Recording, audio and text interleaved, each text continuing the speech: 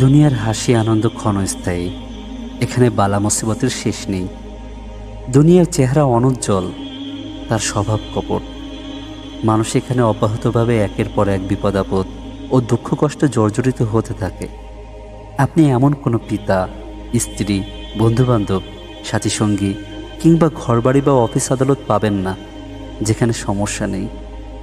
এটা আল্লাহ তাআলার ফয়সালা যে এখানে ভালো মন্দ, ঠান্ডা গরম উভয়ই থাকবে।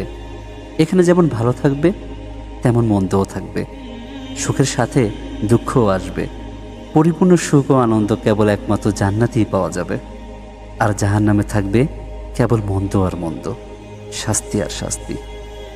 পবিত্র হাদিসে বর্ণিত হয়েছে, দুনিয়া ও দুনিয়াতে যা কিছু আছে তার সবই অভিশপ্ত, একমাত্র আল্লাহর জিকির সংশ্লিষ্ট বিষয়াদি এবং আলেম ও তালেবে ইলম ছাড়া। অতএব বাস্তবতায় বসবাস করুন, কল্পনা ও স্বপ্ন জগতে বিরাজ করবেন না। দুনিয়া যেমন তাকে তেমনই গ্রহণ করুন, সেভাবেই আপনি আপনাকে অভ্যস্ত করে তুলুন। এখানে কোনো খাঁটি বন্ধু নেই, না কোনো স্বপ্ন পরিপূর্ণ হবে, কেননা পরিপূর্ণতা দুনিয়ার বৈশিষ্ট্যই নয়। এমনটি ভাববেন না যে আপনার স্ত্রী সব দিক থেকে আপনার মন মতো ও পছন্দসই হবে। পবিত্র হাদিসে বর্ণিত হয়েছে, কোনো মুমিন পুরুষ যেন কোনো মুমিনা নারীকে খারাপ না ভাবে। যদি তার কোনো অভ্যাস ভালো না লাগে তাহলে অন্য কোনোটি ভালো লাগবে।